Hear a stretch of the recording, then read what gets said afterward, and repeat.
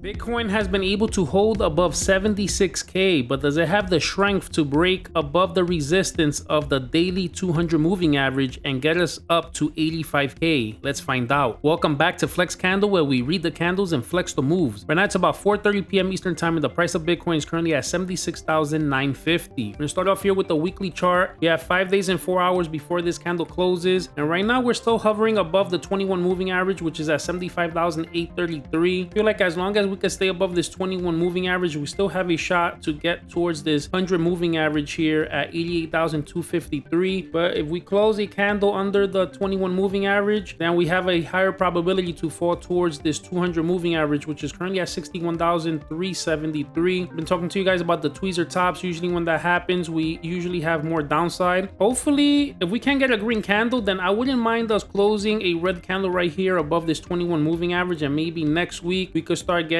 green and then slowly go sideways. Maybe we form some type of a flag, and then from there we could pop up. I just really don't want to lose this 21 moving average. Not the stochastics here are toppy, but we could always curve back up and make one more hump or 2 or 3 more humps here before rolling over. Now yesterday we had the 3-day candle close and ended up closing pretty much above the 50 moving average, which is at 76,849. So we're still kind of holding support. It's very important for us to hold above 76K. We've gone down to touch it, but we haven't broken the 76K level. So that's showing us some strength here that we could possibly still make a move up. And the 2-day chart, the stochastics are starting to get low. We still have to drag here a little bit longer, and we're still fighting to stay above this 21 moving average here. If we could still stay above this 21 moving average, then we possibly have a chance to continue going up. Now we have to be careful that this doesn't turn into a head and shoulder pattern where this is the left shoulder, the head, and maybe we make it up towards this 100 moving average around here and make a right shoulder, and then that makes us roll over. There's heavy resistance here on this blue line that's at 80,855. On the daily chart, we're starting to get reset, but this could drag here for a little while longer. This is the heavy resistance we have at the 200 moving average. After we got the tweezer tops here, we've rolled over 1, 2, 3, 4. This could be the 5th red day in a row, but we have strong support here on this 50 moving average. It's very important for us to hold this. If we could hold this, maybe we can make it back up. Maybe we turn this into some type of inverted head and shoulder. Maybe this is like a left shoulder. This could be a head, and then we could create a right shoulder here. Let's see what ends up happening. This is getting kind of good that we're starting to reset. We just need to make sure we hold on to this 50 moving average. Now, if I put in the patterns, you guys see that I do have this in a bear flag that could bring us down to 50K or possibly lower, and we just got back into the pattern. Now, we're not too far away to getting to the bottom of this pattern. That pretty much will be where this 100 moving average is. That's at 72,073K around there. We'll be at the bottom of the pattern. Then we have the risk of actually breaking down this pattern and start breaking down on this bear flag, but we can also bounce back up to the top of this channel. That'll probably bring us back up to about 79K, 80K. Let's see if we could just get a bounce up from here. It'll be very important. I'm liking the stochastics right now. And the 22-hour time frame, the stochastics are kind of reset here, and it looks like we want to drag as well. This head and shoulder pattern played out that I showed you guys yesterday, but we're holding on to this 100 moving average. If we can make a bounce up, we can remain bullish here. On the 8-hour time frame, stochastics are reset. We're pointing up, and we're starting to go sideways here. Now we are kind of close to this 200 moving average, and what I don't like about that is similar to what I was telling you guys in the daily chart. When we're closer to 200, it's like a magnet that pulls us towards it. So the same thing happens in a bearish situation. This is a magnet that could kind of pull us towards this 200 moving average. Now if we could go sideways here and wait for this 200 moving average to catch up to price, maybe we don't have to go any lower, but we would have to continue to go sideways here. The 21 moving average is currently at 78,573. Let's see if we could get a pump up to the 21 moving average and let the 200 moving average get a little bit higher up. That way we don't have to go so far down if we do end up going to that 200 moving average. Now on the 4-hour time frame, the stochastics still have some room here to continue going up. We lost the 200 moving average here, which is bearish. You can say that this is some type of a little bear flag here. We could continue going down. Now the 21 moving average crossed down on the 200 moving average. That's bearish there, and we're already close to the 200 moving average. So this is a decision point here for Bitcoin. Either we have to get back above the 21 and the 200 moving average as soon as possible, or we could possibly end up falling further down. On the 1-hour chart, stochastics look like they could go up, but I'm starting to see a curvature here. Like we could start to roll over. We've kind of tried to regain the 21 moving average, but it's still a little bit iffy here. This was kind of giving me like a inverted head and shoulder type vibe, but we kind of lost the right shoulder here and we rolled over. We kind of did an M pattern here. Now we're starting to kind of flag out here sideways. You see the green pole, and now we're going sideways. sideways. This could possibly break us up to about the 80 moving average at 77,437. But in the grand scheme of things, it wouldn't mean much unless we could get back above this 200 moving average at 79,149. And on the 15-minute chart, stochastics look to point up, and this in fact is looking to me like some type of a inverted head and shoulder. To say this is a left shoulder, this is a head, and this could kind of be a right shoulder here. And if this is the case, this measure move could break us back out to about 77,900, close to 78k. So stochastics are low enough that it looks like we could do that, and we're above the 50 on the RSI. So this looks like it could be the next play. If we're bullish, it's very important for us to get above this 200 moving average. This is the first thing we need to do before we could get above the 200 moving average on any other higher time frame. If we could do that, get above 77k, then I could see us going higher. Now we could get a fake out where we get up to 79k again, 79,500, and then roll over from there. Right now we're holding above 76k. This is a major support level. We lose that, 76k becomes resistance. So as long as we could stay above 76k, we could still be a little bit kind of neutral to bullish, even though overall it is kind of bearish since we lost this 200 moving average. So right now we could go in either direction, but if we lose 76k, I'm for sure have to get a lot more bearish. Right now I still see the chance of us trying to get back above 78k, maybe 79k, but whatever's going to happen is going to happen soon in these next couple of days. So right now it's a 50-50 chance. I'm going to lead a little bit more bullish today just because we have been able to hold above 76k, but if we get rejected off this 200 moving average, I think it might be a wrap and we might see lower prices. All right guys, so that's the breakdown. If this gave you clarity or a setup to watch, do me a favor, like, drop a comment, subscribe, and if you have a stock or crypto you want me to go over, drop it in the comment section. This is FlexCandle, where we read the candles and flex the moves. Catch you on the next chart.